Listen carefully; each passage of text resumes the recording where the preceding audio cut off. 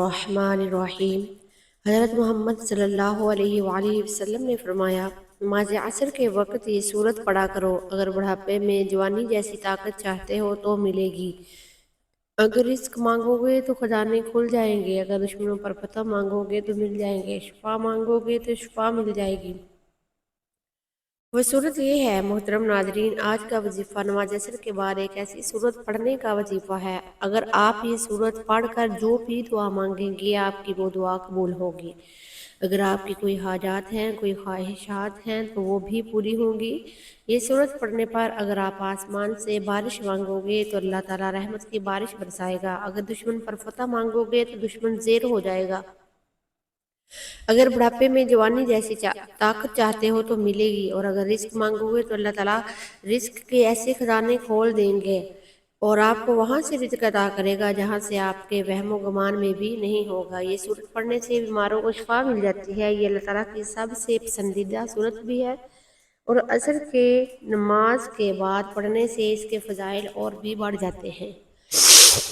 محترم ناظرین، کیا آپ نے کبھی زندگی میں ایسا لمحہ محسوس کیا ہے جب دل کے اندر کی بے چینی، آنکھوں کے آنسو اور سینے کا بوجھ ایک ساتھ نکلنے کو تڑپ رہا ہو؟ جب آپ کے سامنے راستے بند ہو جائیں، دروازے منطقی ہو جائیں اور دعائیں جیسے آسمان تک پہنچنے سے پہلے ہی لوٹ آئیں، ایسے وقت میں انسان سوچتا ہے کہ شاید اب کوئی سہارا نہیں رہا۔ لیکن اللہ تعالیٰ کے خزانوں میں کبھی کوئی کمی نہیں آ سکتی۔ وہ رب ہے جو کن کہتا ہے تو ناممکن کو ممکن بنا دیتا ہے۔ اس نے قرآن پاک میں اپنے محبوب صلی اللہ علیہ وسلم کی زبان مبارک سے ہمیں ایسے ایسے اعمال سکھائے ہیں جو پہاڑوں جیسی مشکلات کو لمحوں میں ختم کر دیتے ہیں۔ آج میں آپ کو ایک ایسا ہی راز بتانے والا ہوں ایسی صورت، ایسا وظیفہ جس کی تاثیر کا تصور بھی آپ کے رونگٹے کھڑے کر دے گا۔ یہ وظیفہ کوئی عام وظیفہ نہیں بلکہ یہ قرآن کی ایک چھوٹی سی صورت پر مشتمل ہے جس کا وزن الفاظ میں چھوٹا مگر معنیوں میں زمین و آسمان سے بھی بڑا ہے۔ سورۃ اخلاص ہے۔ آپ اس سے بچپن ہی سے سنتے آئے ہیں، نماز میں پڑھتے آئے ہیں، بچوں کو یاد کرواتے آئے ہیں، لیکن شاید آج تک اس کی روحانی طاقت سے واقف نہ ہوئے ہو۔ یہ وہ صورت ہے جو توحید کا اعلان ہے، اللہ تعالیٰ کی یکتائیت کا اعلان ہے اور مومن کے دل میں اللہ تعالیٰ کی محبت کو مضبوط کرنے والی ہے۔ ذرا تصور کریں، آپ عصر کی نماز ادا کر کے مسنون اذکار کے بعد بیٹھتے ہیں، پھر سورۃ اخلاص کی مخصوص تسبیح کو پڑھنا شروع کرتے ہیں۔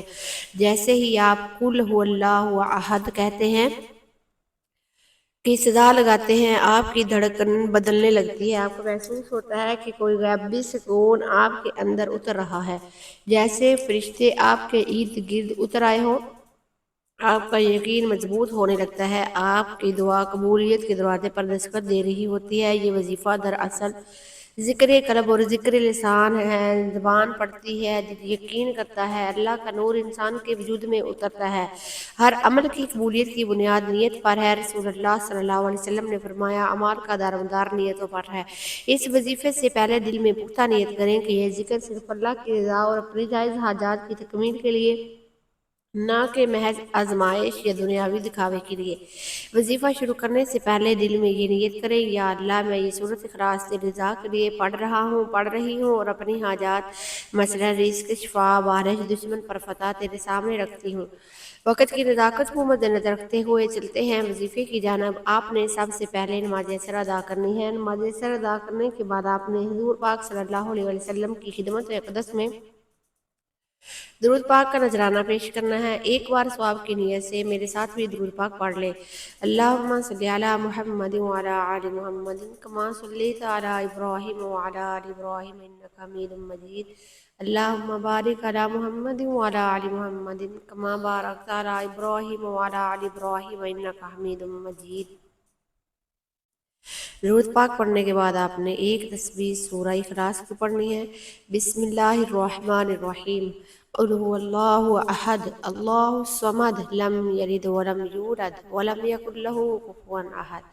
ایک تسبیح سورۃ اخلاص کے پڑھنے کے بعد آپ نے اللہ تعالیٰ کے مبارک ناموں کی ایک تسبیح پڑھنی ہے اور آپ نے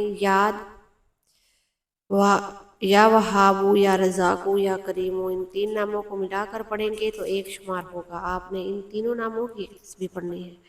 یہ 2 تسبیح پڑھنے کے بعد آپ نے درود پاک پڑھنا شروع کرنا ہے جو شروع میں پڑھا تھا۔ درود پاک پڑھنے کے بعد آپ نے 1 مرتبہ سورہ مزمل کی تلاوت کرنی ہے۔ یہ وظیفہ پڑھنے کے بعد دوران دل میں اپنی حاجات کا تصور رکھیں، جیسے ہی بارش کی دعا مانگ رہے ہوں گے تو بادلوں کا تصور، شفا مانگ رہے ہوں گے تو صحت مند ہونے کا تصور، اہل ایمان کا تجربہ ہے کہ اس وظیفے کو مسلسل 7 دن 21 دن تک کرنے سے حیرت انگیز نتائج ظاہر ہوتے ہیں۔ کبھی کبھی پہلے ہی دن دعا کی قبولیت کے ساتھ ظاہر ہوتے ہیں۔ سورۃ اخلاص کی تسبیح اثر کے بعد ایک مجرب اور روحانی اثر رکھنے والا عمل ہے، بشرط کہ اسے درست نیت، صحیح طریقے اور مکمل یقین کے ساتھ پڑھا جائے۔ یہ نہ صرف حاجات کو پورا کرتا ہے بلکہ ایمان کو مضبوط کرتا ہے۔ وظیفہ مکمل کرنے کے بعد دونوں ہاتھ اٹھا کر عاجزی کے ساتھ دعا کریں۔ دعا سے پہلے اللہ تعالیٰ کی حمد و ثنا کریں، پھر نبی پاک صلی اللہ علیہ وسلم پر درود پاک بھیجیں اور آخر میں اپنی حاجات مانگیں۔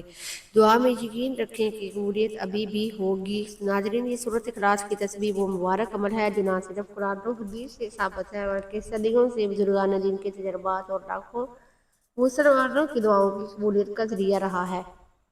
یہ عمل ہمیں یاد دلاتا ہے کہ اصل طاقت اور اختیار صرف اللہ تعالیٰ کے پاس ہے۔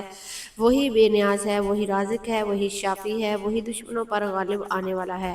عصر کے بعد وقت دل کی سچی نیت اور سورۃ اخلاص کی تکرار گویا آسمان اور زمین کے درمیان ایک ایسا نورانی پل ہے جس سے دعا سیدھی عرش الہی تک پہنچتی ہے۔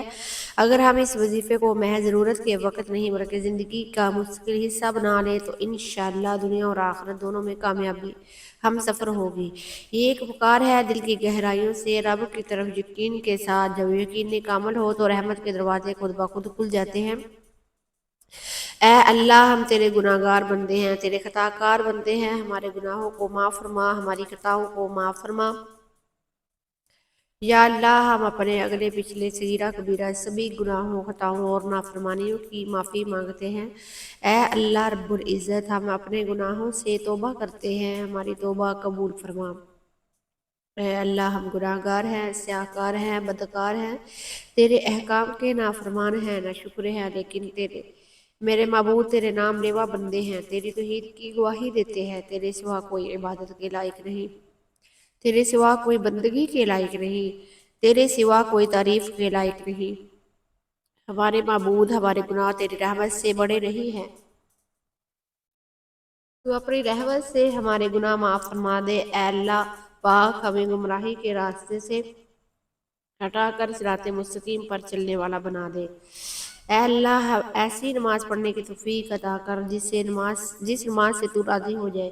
زندگی میں ایسے نیک عمل کرنے کی توفیق عطا کر دے جن عملوں سے تو راضی ہو جائے۔ ہمیں ایسی زندگی گزارنے کی توفیق عطا کر دے جس زندگی سے تو راضی ہو جائے۔ ایمان پر زندہ رکھ، ایمان پہ ہی موت عطا کر۔ اے اللہ، ہمیں تیرے احکام کی فرما برداری کرنے والا اور تیرے پیارے حبیب جناب محمد مصطفیٰ صلی اللہ علیہ وسلم کے نیک اور پاکیزہ آداب کو اپنانے والا بنا دے۔ اے اللہ، ہماری پریشانیوں کو دور کر دے۔ اے اللہ، جو بیمار ہیں انہیں شفائے کاملہ عطا فرما۔ اے اللہ، جو بے اولاد ہیں انہیں اپنے خزانوں میں سے نیک اور صالح اولاد عطا فرما۔ اے اللہ، جو کام رکے ہوئے ہیں وہ پورے کر دے۔ اے اللہ، بچھڑے ہوئوں کو ملا دے۔ اے اللہ، شادی شدہ جوڑوں میں محبت اور خلوص پیدا کر دے، ان کی زندگیوں میں برکت ڈال دے۔ اے اللہ، تمام لڑکے اور لڑکیوں کو نصیب اچھے کر دے۔ اے اللہ، جو رزق کے بوجھ تلے دبے ہوئے ہیں ان کا قرض جلد سے جلد ادا کروا دے۔ اے رب العزت، شیطان سے ہماری حفاظت فرما۔ اے اللہ، حلال رزق کمانے کی توفیق عطا فرما۔ آخر میں میری اللہ تعالیٰ سے دعا ہے کہ اللہ تعالیٰ میرا سنانا اور آپ کا سننا اپنی پاک بارگاہ الہی میں قبول و منظور فرمائے، جو مانگا مقدر فرمائے، جو نہیں مانگ سکے بن مانگے عطا فرمائے۔ اللہ تعالیٰ نیکی کی بات سننے، سمجھنے اور اس پر عمل کرنے کی توفیق عطا فرمائے۔ آمین ثم آمین۔ ناظرین، آپ سے گزارش ہے کہ اپنے رزق میں برکت، وسعت اور کشادگی کے لیے اللہ تعالیٰ کے 99 ناموں میں سے کوئی ایک نام کمنٹ سیکشن میں لکھ کر ضرور شیئر کریں۔ اللہ تعالیٰ ہم سب کا حامی و ناصر ہو۔